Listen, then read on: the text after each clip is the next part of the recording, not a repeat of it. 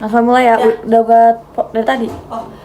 Selamat datang teman-teman di video kali ini. Kita akan ngobrol bareng sama teman saya, yaitu kenalin, nama gue Sofia Lestiva, mahasiswi Universitas Pamulang. Oke guys, jadi di video ini kita akan ngobrol sedikit-sedikit soal dunia sastra. Jadi dari mulai mungkin sedikit sejarahnya dan bahas buku yang sudah dikeluarkan oleh Sofi ini guys. Kita mulai dari pertanyaan pertama. Oke. Menurut lu Sof, ini kita karena temenan ya guys, jadi kita ngobrolnya agak santai aja ya. Putih. Kalau kita ngebahas soal sastra, pasti kan ada perbandingan antara sastra zaman dulu dan sastra sekarang. Menurut lu, ada gak perbedaan spesifik yang kerasa banget perbedaannya? Kalau perbedaan spesifik ya, paling spesifik tuh di ini gak sih, tulisannya tuh yang sekarang tuh lebih bebas, terus lebih dinamis juga, ngikutin perkembangan zaman. Terus tema yang diangkat juga lebih modern, dan udah banyak banget sastra sekarang tuh yang mengangkat kisah-kisah anak remaja, Gen Z. Ya. Emang yang gue tahu pun karena mungkin kita sama-sama belajar sastra ya di kampus. Zaman dulu tuh mungkin lebih ada aturannya dalam menulis gitu. Iya, terikat, jadi kayak masih belum berani banget untuk bisa menyampaikan sesuatu gitu. Betul. Bahkan yang gue dengar juga kayaknya dulu kalau misalkan ada yang kritis banget, penulisnya itu dikriminalisasi. Iya. Ya kan? Makanya mungkin jadi setelah itu karya sastra jadi orang takut untuk menyuarakan suaranya lewat karya gitu kan. Khususnya di pemerintahan. Betul. Pemerintahannya itu biasanya anti kritik, guys. Betul. Mungkin kalau sekarang mungkin orang jadi lebih terbuka, Ya. sehingga berani juga karena orang sekarang makin banyak yang berpikir namanya apa ya, kritis. Jadi buat kita ada sastra menjadi wadah untuk bisa menaruh pendapat di sastra gitu. Oke, next. Kalau sekarang kenapa anak muda itu mau menulis karya sastra? Apakah ada kemudahan media sehingga kayak mulailah anak-anak muda itu bersuara lewat sastra gitu? Kalau menyangkut media ya benar sih, karena digitalisasi itu kan semakin meluas, semakin modern, semuanya serba dipermudah. Kalau untuk menulis itu sendiri, kayaknya kalau untuk di kalangan kita ya, kalangan anak muda, itu biasanya tuh suara dari hati gitu. Ya kayak kita curhat aja ke teman, cuma bedanya ini kita curhatnya bentuk tulisan. Yes. Iya, kayak gitu. Oke. Jadi mungkin sekarang karena diberikan kesempatan, banyak hal yang bisa kita lakukan juga lewat sastra. Banyak juga bentuknya bisa berupa novel, bisa berupa cerpen, puisi, film, pantun. Jadi dan orang-orang juga sekarang jadi kreatif kan di dalam menulis gitu. Iya, jadi kita tuh zaman sekarang tuh gampang banget nemuin orang yang puitis. Betul. Di mana-mana sekarang Iya. mungkin kalau udah puitis kayaknya skena banget gitu gak sih? Betul. Kayaknya. Oke, kita lanjut aja guys. Pertanyaan selanjutnya.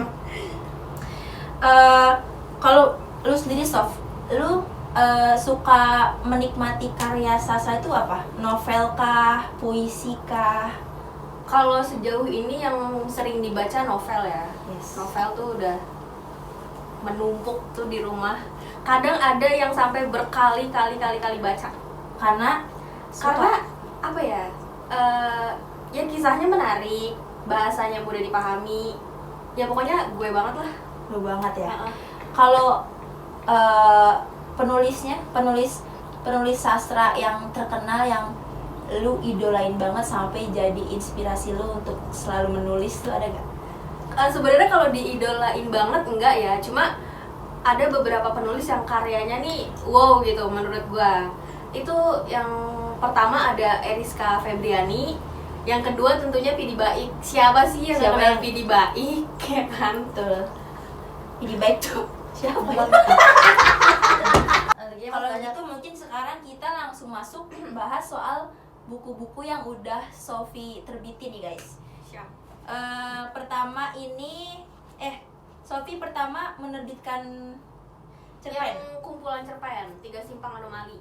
3 Simpang Anomali guys. Jadi ini yang sudah saya baca ya, saudari Sofi Saudari baku banget ya. saudari Sofi Ah. menciptakan 4 judul cerpen guys ya. 4 judul. Di sini ada Bukit Tinggi, Sudut Nostalgia Kota Jogja, Pesan Makan Beserta Kecewaannya, dan yang terakhir ada Makna Sebatang Pena. Sofi, dari cerpen ini kira-kira mana yang favorit Sofi cerpen ini? Sebenarnya nggak jadi favorit ya, tapi yang paling berkesan dan paling diingat itu yang judulnya Sudut Nostalgia Kota Jogja. Oh, menarik banget guys buat dibahas. Kita tanya aja langsung, kenapa sih sudut sudut nostalgia Kota Jogja ini paling favoritnya Sofi nih, yang berkesan? Boleh gak diceritain dari intro klimaksnya seperti apa? Deg-degan Sinopsis. banget guys.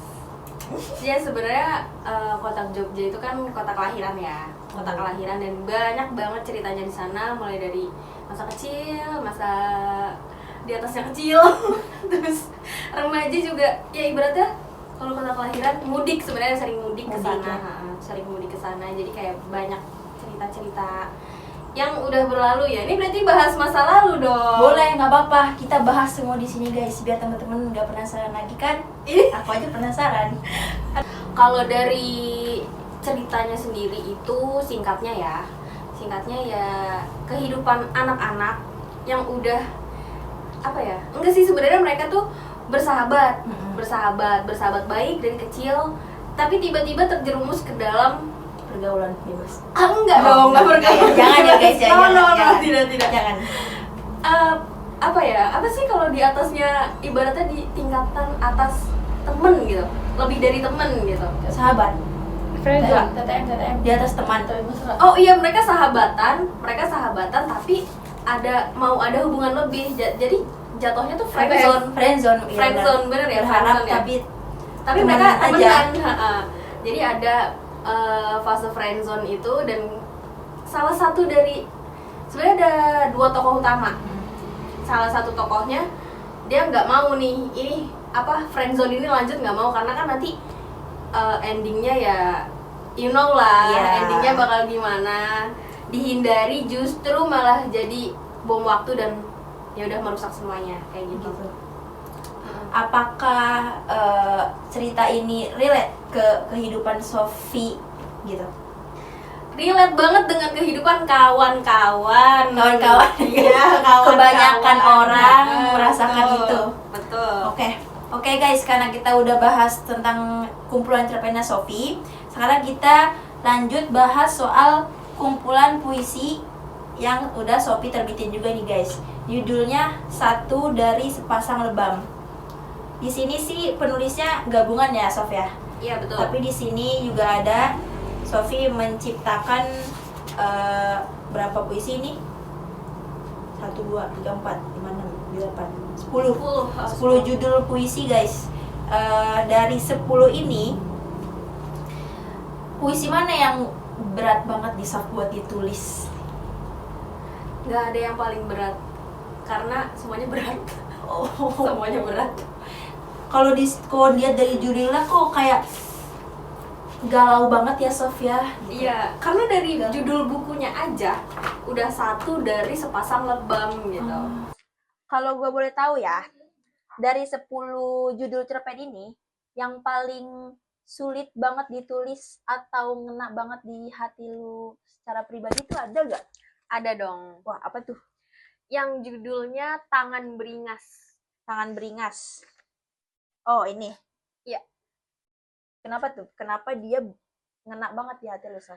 Karena si Tangan Beringas ini nggak masuk ke galau ya, nggak ke galauan, cuma lebih ke arah traumatik. Dan puisi Tangan Beringas ini berhubungan sama cerpen sama kumpulan cerpen yang tadi yang judulnya Pesan Makan Beserta Kekecewaannya. Oh, Itu berhubungan. jadi 2 buku Sofi yang sudah Sofi terbitkan ini saling keterikatan, guys. Menarik banget nih. Iya, beberapa ada yang terikat. Dari cerpen munculnya jadi puisi lebih Iya, padat, singkat, dan ngena banget kan pasti. Bener. Wah, menarik banget ya. Kalau karena lu kan udah pernah nulis cerpen, pernah nulis puisi. Kalau disuruh milih, project lu yang nantinya lu lebih pengen nulis apa? Atau mencoba novel kah? Kalau misalkan dibandingin antara penulisan cerpen sama puisi, jujur lebih pilih puisi ya. Lebih pilih penulisan puisi. Tapi kalau misalkan untuk project kedepannya, kayaknya mencoba yang baru deh. Mau coba nulis pantun. Dan kebetulan project yang paling baru, yang lagi proses penerbitan itu kumpulan pantun, guys. Wah, jadi Sofi udah pernah nulis cerpen, puisi, sekarang mau pantun. Next, semoga bisa ya nulis novel ya. Iya. Dengan Amin. 400 halaman. Wow. Oh, kalau dari tingkat kesulitan, paling sulit nulis cerpen apa puisi ya? Lebih sulit cerpen sih, karena ya dari bentuknya juga lebih panjang. Iya sih. Lebih panjang, terus ada ceritanya, ada alurnya. ada ceritanya, ada alurnya, dan itu harus benar-benar dimatengin. Kadang kita tuh stuck sih, nggak konsisten gitu. Padahal kita udah tahu nih, misal cerita itu ditulis berdasarkan kisah nyata. Kisahnya mah kita udah tahu, cuma cara menuangkannya gitu. Iya, itu bingung di situnya aja. Kalau gitu, sekarang kita tebak-tebakan, guys. Waduh, tebak-tebakan apa nih? Kita akan tanya Sofi, apakah dia hafal dengan setiap bait di puisinya? Ada ininya dong, ntar nanti gue bikin ini. Kejut-kejut gitu. Oh iya, efek. Menalu dulu. Kita tanya pertanyaan pertama ya, guys. Kita kasih 1 bait ke Sofi, dan Sofi akan tebak judulnya apa. Oke. Walau hanya sepenggal kata yang pernah hadir, setidaknya itu pernah membuat senyummu terukir. Edi, cakep. Cakep banget nih bait ya. Ngena banget. Itu judulnya Benalu. Bener, guys.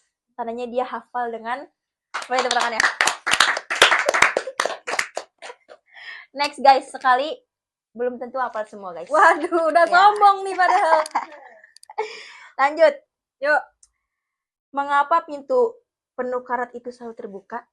Untuk siapa saja yang siap menabur luka. Luka terus, guys. Itu judulnya Tak Selamanya. Bener, guys. Gokil. Udah, 2 aja ya. Oke.